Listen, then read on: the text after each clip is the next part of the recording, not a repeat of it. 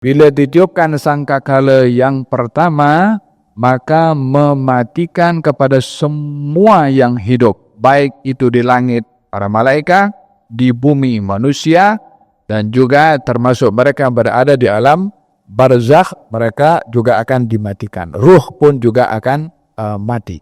Kata baginda Rasulullah, idza dhuyi'atil amanah fantadhiris sa'ah. Kalau amanah diabaikan, maka tunggu kiamat. Nabi tak tanya balik lagi, apa soalan kamu? Sallallahu ala Muhammad, sallallahu ala Muhammad, sallallahu ala Muhammad, sallallahu ala. Bismillahirrahmanirrahim. Kita Riyadhus Shalihin karangan Imam Nawawi. Karangan Imam Nawawi. Qala al-Imam An-Nawawi nafa'nahu bihi bi'ulumihi fid darain. Amin Allahumma amin. Bab tentang hadis-hadis yang tersohor dan yang memuat cerita mengenai Dajjal, tanda-tanda kiamat dan lain sebagainya. Bab tentang hadis-hadis yang tersohor dan yang memuat cerita mengenai Dajjal, tanda-tanda kiamat dan lain sebagainya. Hadis yang ke-29.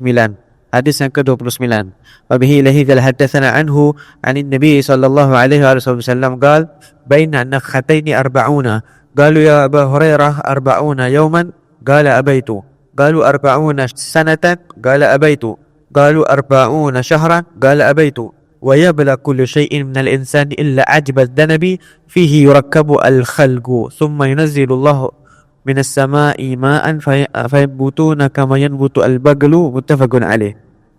Dari Abu Hurairah radhiyallahu anhu, dari Nabi sallallahu alaihi wasallam beliau bersabda, antara dua tiupan sangkakala itu adalah 40. Orang-orang bertanya, wahai Abu Hurairah, 40 hari? Abu Hurairah menjawab, saya tidak akan menjelaskannya. Mereka bertanya, 40 tahun? Abu Hurairah menjawab, saya tidak akan menjelaskannya. Mereka bertanya, 40 bulan? Abu Hurairah menjawab, saya tidak akan menjelaskannya. Dan semua anggota tubuh manusia itu akan binasa kecuali tulang ekornya, di mana dengan tulang itulah anggota tubuh akan disusun kembali. Kemudian Allah menurunkan hujan dari langit, lantas bangkitlah semua manusia dengan serentak sebagaimana tumbuhnya biji tanaman yang disebar. Riwayat Bukhari dan Muslim. Naam, hadza berkenaan dengan apa yang terjadi di hari kiamat. Dalam Al-Qur'anul Karim Allah Subhanahu wa taala berfirman, "Wa nufikha fis-sur." Akan ditiupkan sangkakala, fa sa'iqa ma fis samawati wal ard, dan semua yang di langit dan di bumi akan menjadi pengsan, akan menjadi binasa. Yang di langit malaikat, yang di bumi manusia yang ada atau ruh yang ada di alam barzakh. Di dunia ini kehidupan bukan hanya kepada manusia sahaja. Alam barzakh, ruh hidup di alamnya. Bila ditiupkan sangkakala yang pertama, maka mematikan kepada semua yang hidup, baik itu di langit para malaikat, di bumi manusia, dan juga termasuk mereka yang berada di alam barzakh, mereka juga akan dimatikan. Ruh pun juga akan mati. Termasuk yang akan mati, malaikat maut sendiri akan mati.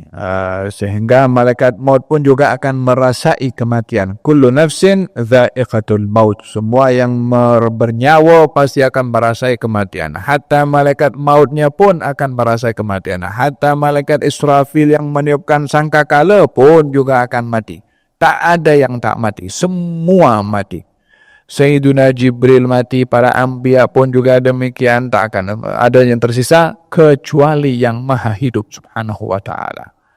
Dia sahaja Tuhan yang maha esa, yang maha hidup, yang maha menghidupkan, yang maha mematikan, yang maha segala-galanya adalah Allah subhanahu wa ta'ala, yang akan menyoal kepada semua makhluk yang sudah dimatikan oleh Allah subhanahu wa ta'ala. Limanil mulkul yawm, sekarang siapa yang berkuasa? Tak ada kecuali Allah subhanahu wa ta'ala, lillahil wahidil qahar. Hanya Allah yang maha esa lagi maha perkasa. Hadza berkenaan dengan tiupan sangkakala yang pertama. Tiupan sangkakala yang kedua adalah kebangkitan. Katanya antara tiupan sangkakala pertama dengan kebangkitan, kata Nabi, arba'un, 40. 40 apa? 40 hari. Kata Abu Hurairah, saya tak boleh nak explain. 40 tahun, saya tak boleh nak explain. Dalam 40 bulan saya tak boleh nak explain. Nabi hanya menyebutkan 40. 40 itu apa?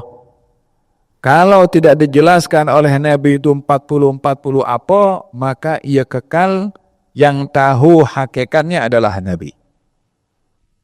Adakah itu 40 tahun atau 40 hari atau 40 jam? Allahu a'lam. Di sini kita kena berhati-hati ketika memahami ayat atau hadis. Kalau kita tidak memahami maksud pada ayat atau hadis, jangan pandai-pandai untuk menjawab. Satu orang ditanya oleh temannya di zaman Nabi SAW, hukum dalam fiqh kalau orang terluka kemudian dia dalam keadaan janabah, wajib mandi atau tidak? Ada seorang terluka kepalanya, kemudian dia esok pagi subuh nak salat subuh tapi dalam keadaan janabah, maka ditanya kepada kawannya, macam mana kita nak buat? Kena mandi kamu, sebab orang itu nak solat kena mesti bersih daripada hadas kecil dan hadas besar.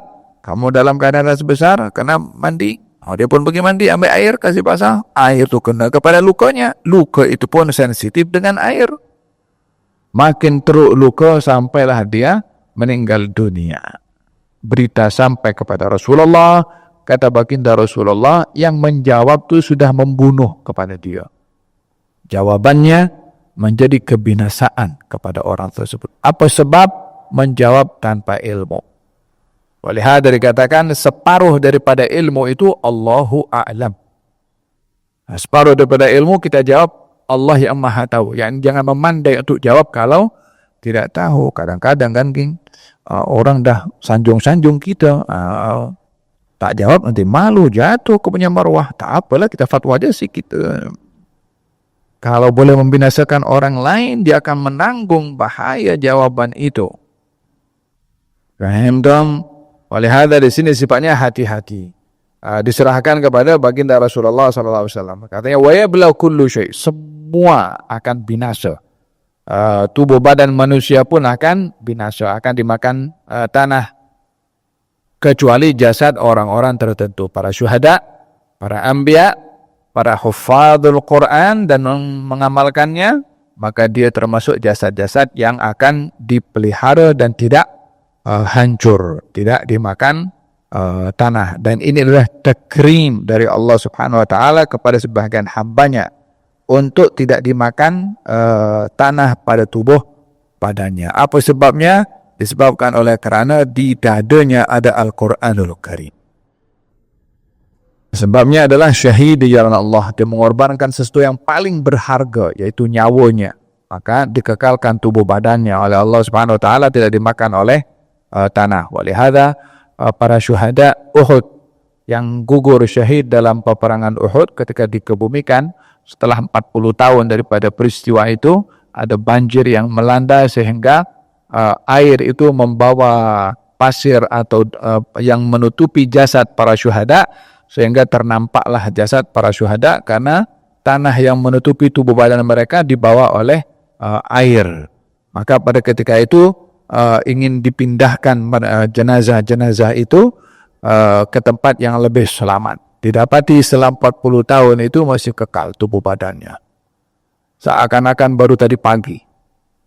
Kekal macam tu, wajah fulan semua kekal, dan darah yang kesan daripada senjata yang mengenai tubuh badan mereka itu masih ada lagi, tidak berubah 40 tahun. Faham tu? Ada sebagian daripada mereka itu yang tangannya agak tergelincir atau jatuh ke bawah, ketika diluruskan kembali ke atas diturun balik macam tu. Ada yang sedang menutup lukanya dan ketika ditarik darah masih mengeluar daripada tempat tersebut. Faham dong? Ada para syuhada yang dijaga oleh Allah Subhanahu wa taala. Katanya kecuali ajbad danab ini, kalau orang ekor pada tulang belakang. Ada bagian kecil namanya ajbud zanab. Itu yang tidak dapat dihancurkan oleh tanah. Adapun tengkorak boleh hancur semua. Yang pertama akan hancur kulit dulu, akan menyatu dengan ulat atau dimakan oleh ulat. Kemudian semuanya akan dimakan oleh tanah, karena kita dicipta daripada tanah dan juga akan kembali ke tanah, menyatu dengan tanah. Tulang belulang pun juga boleh menjadi hancur dan hilang. Faham dong? Orang yang mati dibakar ke, wala orang yang mati di tenggelam ke, ajibul dzanab, itu masih akan kekal ada. Daripada itu akan tumbuh tubuh badan manusia umpama tumbuhnya tumbuh-tumbuhan macam tu. Akan terbentuk kaki, tangan, mata, telinga, rambut pun juga semua daripada ajbu adzanab. Dan hal ini adalah mudah bagi Allah Subhanahu wa taala. Dalam Al-Qur'anul Karim Allah Subhanahu wa taala memperlihatkan kepada Uzair bagaimana Allah menghidupkan keledai yang sudah menjadi tulang dan mati sudah 100 tahun. Fa'amatahu Allahu mi'ata amin thumma ba'athah. Uzair dimatikan 100 tahun. Kemudian dibangkitkan oleh Allah Subhanahu wa taala. Ditanya, berapa lama kamu dalam keadaan tidak sadarnya? Katanya, yaum aw ba'da yaum, 1 hari atau setengah hari. 1 hari itu bukan 24 jam. Tapi 1 hari itu maksudnya dari matahari terbit sampai matahari terbenam. Lebih kurang mungkin kalau 10 atau 12 jam. Nah, saya tidur mungkin 12 jam atau separuhnya. Berapa? 6 jam. Bal labista mi'ata amin. Kamu berada, yakni dalam keadaan kamu dimatikan ini sudah 100 tahun. Makanya di sini kita melihat perbezaan masa pada alam. Alam barzakh tak boleh dinilai masanya dengan alam kita di dunia. Kita sekarang ada berapa? 2000 atau 1445 Hijriah atau 2024 Masehi, ya kan? Kemudian itu bukan kita hidup 2024 tahun. Itu daripada ikut bulan Masehi. Di alam barzakh ini, orang yang berada di alam barzakh, selama mana mereka berada di alam barzakh, kalau dibangkitkan hari kiamat, macam sesaat, macam sholat 2 rakaat. Padahal ribuan tahun di alam barzakh. Orang itu yang seronok di alam barzakh, mendapat nikmat, Allah cepatkan hari kiamat, tak sabar dah. Pasal hari-hari dia di alam barzakhnya, dinding kubur itu dibukakan oleh Allah Subhanahu wa taala, nampak keindahan-keindahan syurga. Hari-hari dia nampak bila nak masuk. Katanya, ya Allah cepat hari kiamat dah. Tak sabar nak masuk ke syurga. Jadi orang yang berada di dalam barzakh ini, kalau dia orang baik, punya seronok kan? Walaupun dia beribu tahun sudah meninggal, tapi dia berada dalam keindahan yang tak boleh dibayangkan dengan mana keindahan di atas muka bumi ini. Faham dong? Makanya katanya di dalam di hari kebangkitan akan dibangkitkan semua untuk berhadapan dengan Allah Subhanahu wa taala. Hada berkenaan dengan hadis mengenai hari kiamat. Naam.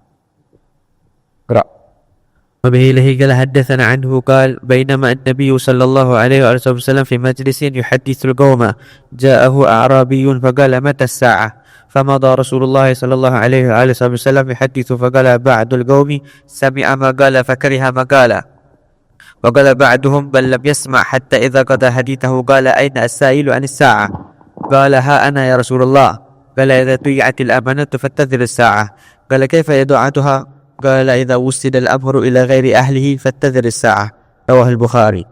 Dari Abu Hurairah radhiyallahu anhu berkata, suatu ketika sewaktu Nabi sallallahu alaihi wasallam berada dalam suatu majlis di mana beliau sedang menceritakan sesuatu kaum, datanglah seorang badui dan bertanya, bilakah hari kiamat itu tiba?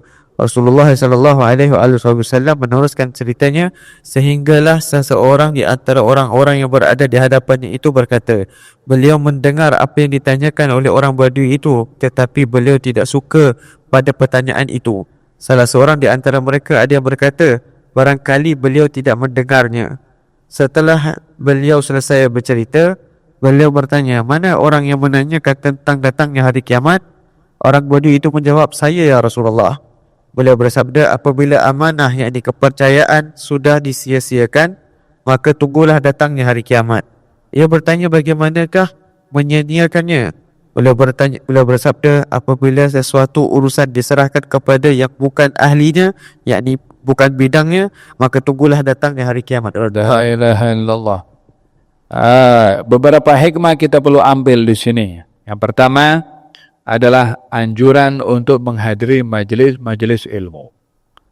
Ini diambil daripada hadis Nabi ketika dikatakan bainama an-nabiyyu fi majlisin yuhadditsul qauma. Nabi bersama dengan kaum sedang menyampaikan.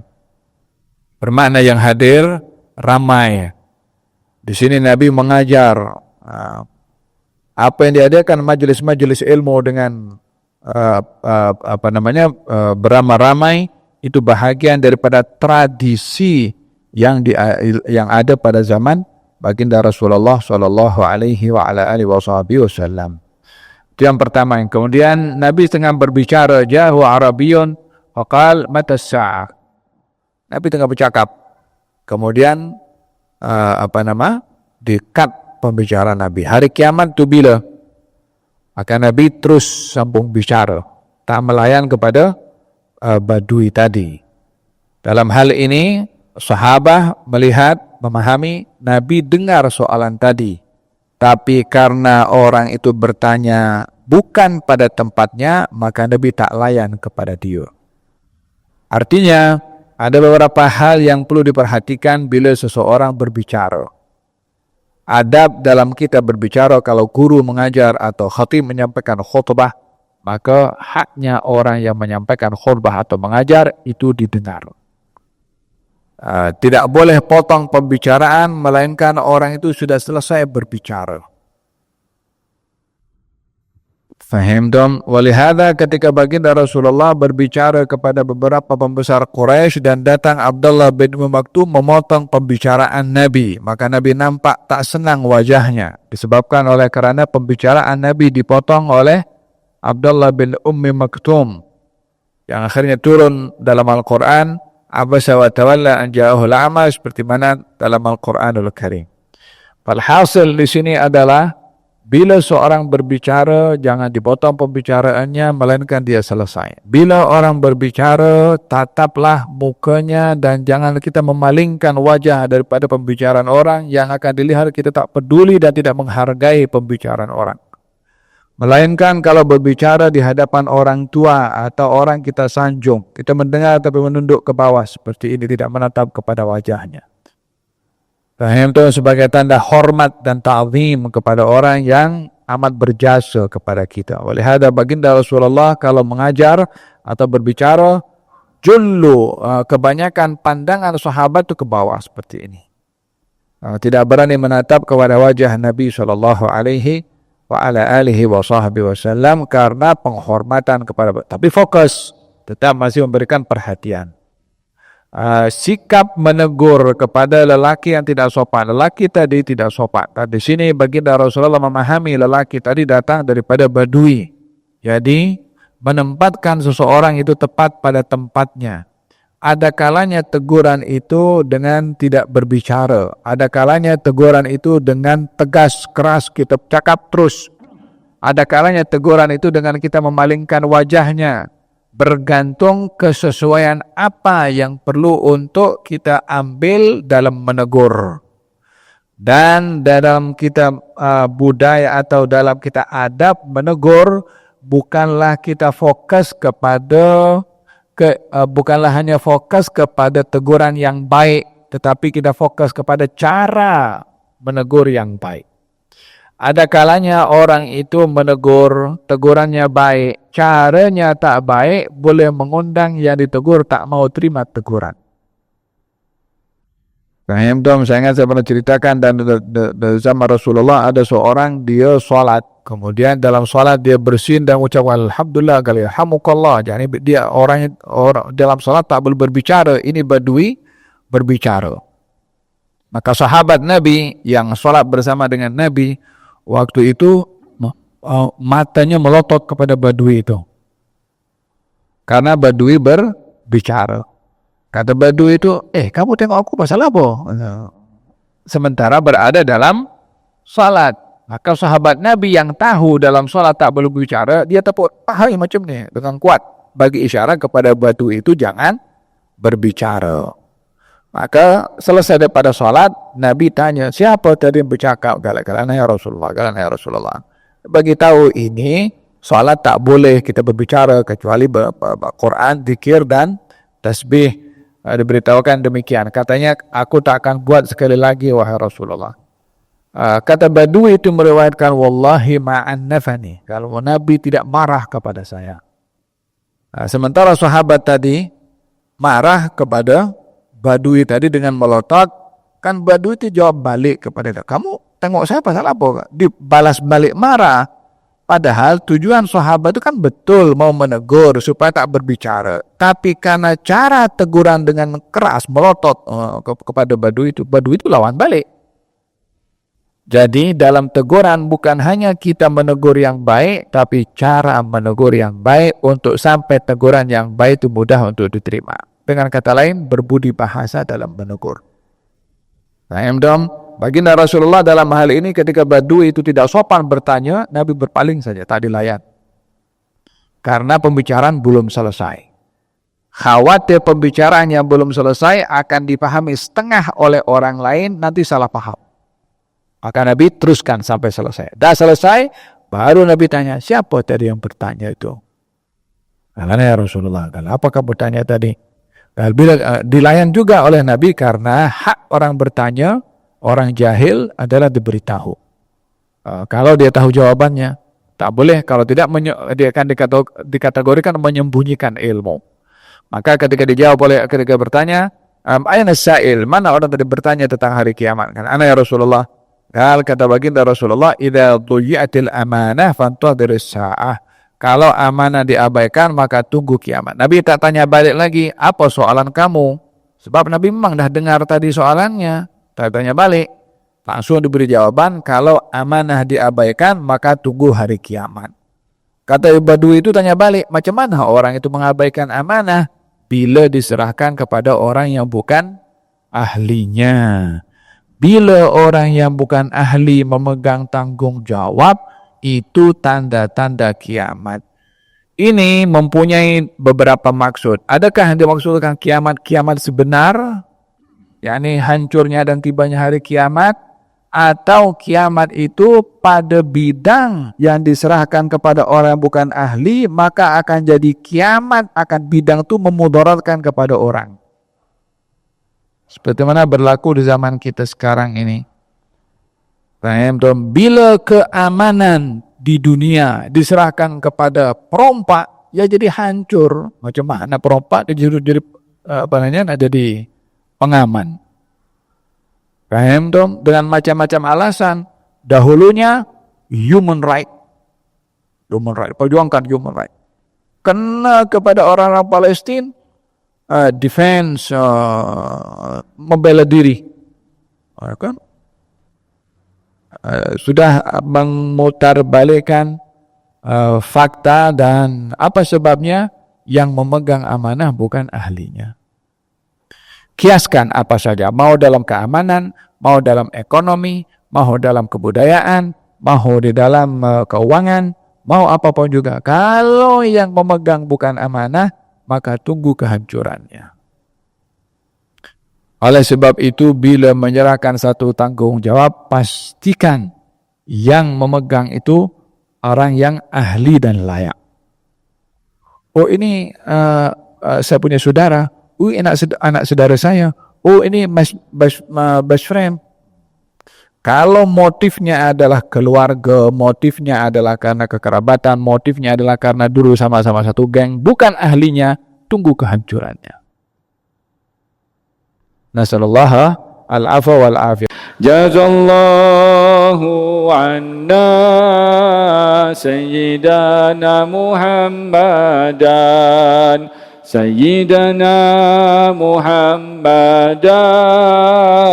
ma huwa ahluhu